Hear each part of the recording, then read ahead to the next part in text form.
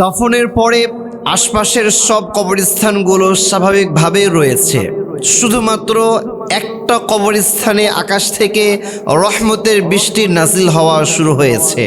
এটা কিসের আলামত? অনেকেই বলছে this is the sign of mercy of Allah সুবহানাহু ওয়া তাআলা। এটা আল্লাহ তাআলার রহমতের একটা আলামত। আল্লাহ তাআলা হয়তো ওই কবরের মধ্যে যে ব্যক্তিটা শায়িত হয়ে আছে, যে ব্যক্তিটাকে ওই কবরের মধ্যে দাফন করা হয়েছে, ওই ব্যক্তিটার উপরে আল্লাহ তাআলা অনেক বেশি রাজি খুশি হয়ে গিয়েছেন, যার কারণে আল্লাহ তাআলা আকাশ থেকে শুধুমাত্র ওই কবরের উপরে রহমতের বৃষ্টি নাজিল করা শুরু করেছে। সুবহানাল্লাহ পড়েন। কবরের জগৎটা হচ্ছে খুব মারাত্মক একটা জগৎ। কবরের জগৎটা হচ্ছে হয়তো কবর জাহান্নামের একটা গর্ত হবে, অথবা জান্নাতের একটা বাগান সমূহের মধ্য থেকে একটা বাগানের টুকরা হবে। নবীজি বলেছেন, ইন্নামাল কবরু রাওদাতুম মিন রিয়াদিল জান্নাহ আও হুফরাতুম মিন হুফারিন নার। নবীজি বললেন, নিশ্চয় কবর হচ্ছে জান্নাতের বাগান সমূহের মধ্য থেকে একটা বাগানের টুকরা সমূহ, অথবা জাহান্নামের গর্ত সমূহের মধ্য থেকে একটা গর্ত। এজন্য এ কবরটা যার জন্য সহজ হবে, তার জন্য বাকি স্টেপগুলো সহজ হয়ে যাবে। আর এই কবরের মধ্যে যে ব্যক্তি গিয়ে আটকে যাবে, এই কবরের মধ্যে যে ব্যক্তি গিয়ে ধরা খেয়ে যাবে, সে ব্যক্তি বাকি স্টেপগুলোতে ধরা খেয়ে যাবে। এজন্য কবরের জগৎটা হচ্ছে খুব মারাত্মক একটা জগৎ, খুব ভয়াবহ একটা জগৎ। এ কবরের মধ্যে আমরা যেন বাঁচতে পারি, এজন্য আমাদের দোয়া করার দরকার আছে না নাই? নবীজি সাল্লাল্লাহু আলাইহি ওয়াসাল্লাম তিনি 5 ওয়াক্ত সালাতে শেষ বৈঠকে দোয়া করতেন আর বলতেন, আল্লাহুম্মা ইন্নী আউযু বিকা মিন আযাবিল কবর। আল্লাহ, আমি আপনার কাছ থেকে কবরের আযাব থেকে পানাহ চাই। আল্লাহ, আপনি আমাকে কবরের আযাব থেকে বাঁচিয়ে দেন। কবরের আযাব এত ভয়ঙ্কর আযাব হবে, এই কবরের আযাব থেকে যে ব্যক্তি পানাহ পেয়ে যাবে, বাকি স্টেপগুলো তো সে ব্যক্তি মুক্তি পেয়ে যাবে।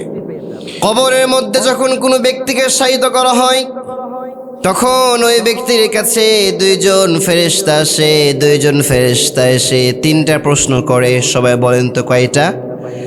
1 নম্বরে বলবে, মান রব্বুক, হু ইজ ইউর লর্ড, বলো তোমার রব কে। 2 নম্বরে বলবে, ওয়ামা দীনুক, what is the name of your religion, বলো তোমার ধর্মের নাম কি। 3 নম্বরে বলবে, ওয়ামান নবিয়ুক, বলো হু ইজ ইউর প্রফেট। আরেকটা ছবি দেখানো হবে আর বলবে, আতারিফু মান হাযা রাজুল, do you know this person, দেখো তো এই লোকটারে কি চেনা যায়? যারা কাফের হবে, যারা দুনিয়াতে নামাজ পড়ে নাই, যারা দুনিয়াতে যা মন চায় তাই করেছে, যারা দুনিয়াতে সব ধরনের পাপ কাজ করে গিয়েছে, মন চায় জিন্দগি তারা অতিবাহিত করে গিয়েছে, তারা বলবে, হা হা লা আদরি, আমি তো কিছুই জানি না, কিছুই পারি না। সে বলবে, আমার রব কে আমি সেটাও জানি না, আমার ধর্ম কি আমি সেটাও জানি না, আমার নবী কে আমি সেটাও জানি না। যখন এই কথা বলবে, আল্লাহ বলবেন, এবার তারে ধর, এমন ধর তাকে একেবারে জাহান্নামে নতল গহ্বরে তাকে একেবারে ঢুকিয়ে দে। এরপরে মুমিন বান্দাকে বলা হবে, মার রব্বুক, বলো তোমার রবকে।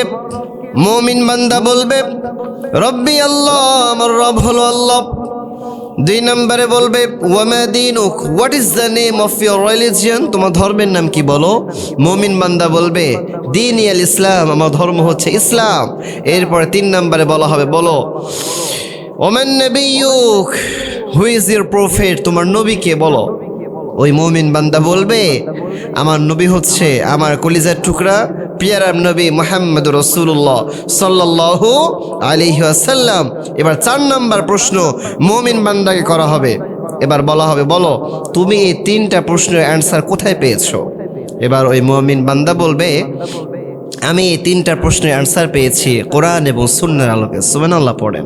আল্লাহ তাআলা প্রত্যেকটা মুমিন বান্দার জন্য কবরের সওয়ালগুলো সহজ করে দেন। সকলে পড়ছি আমিন।